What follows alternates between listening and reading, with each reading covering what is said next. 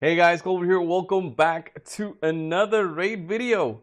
We're gonna have a showcase for Fjorad today. I built this team for a Fire Night takeover, and I wanted to show you guys how Fjorad makes this team work in terms of turn meter control, turn meter management for Fire Night. You don't need to have all the exact pieces that I'm showing today to get the team working and to get the Fire Night done. It just showcases how strong he can be to take down Fire Night as a sole control champion for Terminator. The reason that he has that strong skill set, guys, is he's A1. That's where he shines. It's a double hitting attack which has a chance to freeze. It's a 50% chance, but if the target is not under a freeze debuff, he will repeat this attack once. Basically, he always repeats it on the Fire Knight. Hard mode, that's what happens because you cannot freeze the Fire Knight. You don't apply the freeze debuff, although you do apply the Terminator control through this skill. So he always basically quad attacks. This helps him a ton in terms of the chances with the freezes to control Terminator, but also because his kit in the other skills makes it so that all the other team members just become so much better. He's got an AoE attack which can be a freeze debuff. You can use that in the first rounds if your team cannot control the waves in any other way. If you don't have a way to control them, you can use this freeze debuff to make yourself be able to push through wave 1 and wave 2 easier. And then once you reach on the boss, you can use this to also apply decreased speed debuff on the boss, but also apply one freeze, which basically reduces Terminator once. It's an AoE attack, it only hits once for the boss. And the fact that it also gives you an extra turn means it reduces the cooldown of your A2 skill, which is a block debuff, an increased speed, and a reduction of all ally skill cooldowns. So this kit together makes it so much of a support type champion for this form that it just screams use this guy on Fire Night hard, okay? He also has a passive, so whenever this champion receives a debuff from an enemy, has a 30% chance of placing a freeze debuff. Honestly though, this you shouldn't be using for the Fire Night. You don't want to actually get the decreased defense, the decreased speed on you to get hit for the chance to apply the freeze. Although it does reduce the turn meter, it's going to be after the boss takes a turn, so the reduction won't be that much. It's barely minimum, you won't even notice it. So it doesn't really work for the boss, but the other skills he has work very well. There's also an ally accuracy boosting by Eddie if you need that. If not, you can use another champion for this one. So obviously you'll need to build some accuracy for this guy, but if you've got him booked out, you can also ignore 20% of resistance that the boss has. So let's say they've got 500 resist, you ignore 20%, so you can actually build them with 100 accuracy less if that's the content that you're doing. But for Fire Night Hard mode 10, I believe the resistance the boss has is around 300, so with 350, so with about 350 accuracy, you should be okay. So I won't really put so much depth into the other champions because this is just a crazy team in terms of the champions, right? You're not gonna need to use 4 mythicals for this one. The Mikages here do work. One Mikage is gonna be much more than enough with a Toshiro to get this going in terms of just straight up damage. But honestly, you don't even need that. You can use a ninja here instead of Toshiro and it's still gonna work great. It's just gonna be a much slower team for the waves because Toshiro can one-shot the wave.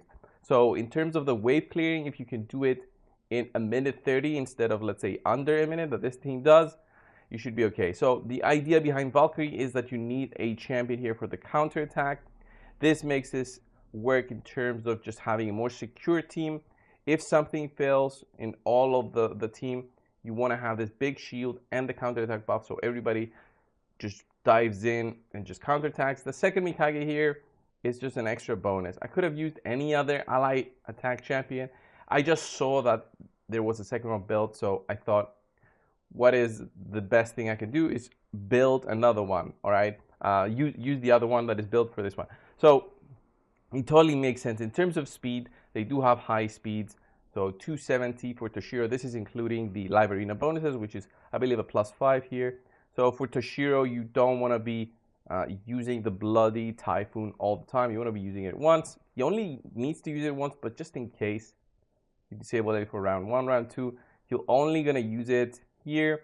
I have him open up with the A1 because sometimes maybe Fjorad doesn't get the chance to get this cooldown down again. So I want him to have a chance to get at least one turn here, maybe. If he doesn't get it here, I want him to get it here. So that's why Toshiro opens up with the A1, just so that I can get Fjorad to have his cooldowns ready to go for round 3.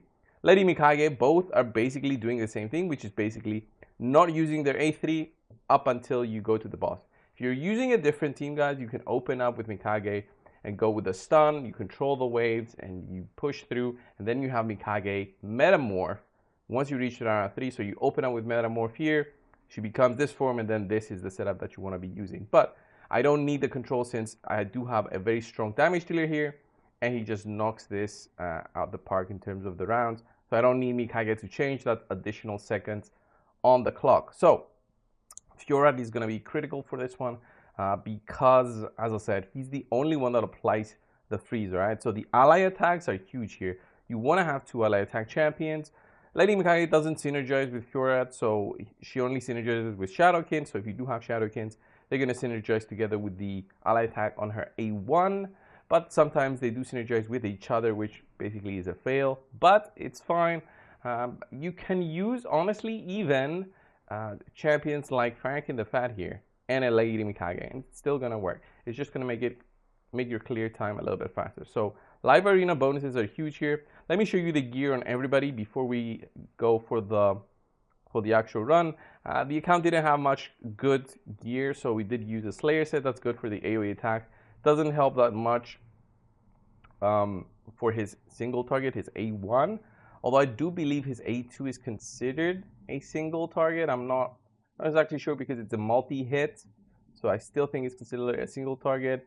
His A3 though does do the ignore defense. It does do some good damage. So that's cool. But with the 5-star blessing, with Nature's Wrath, and also an Erethi Coronet, he does some very nice damage on the boss, plus a cruel set to add on top of all of that. And then we also have the Mikages, which are basically almost built the same. One is built in protection, 5 pieces, I believe, which doesn't give you the insane 9-piece bonus, but still pretty fast with like 326 speed. And the other one is built in a relentless but much lower speed, like 270, which is still nice because on Fire Knight with the extra bonuses, this jumps, I believe, to 280. So it's still pretty nice. And then we have, where is it? Where's Fjorad? Fjorad, who is the showcase of today. He's built in Relentless. You want to get those extra turns, get this thing going. The speed is not crazy with 260 in these stats and the accuracy, but it is still a high requirement. Remember, you're doing the hardest difficulty that we have for Fire Knight, so you can't expect to beat this with average gear and still have a fast clear time. It all depends on the champions you have always. And for this one, I'm also using Molten Deathbell.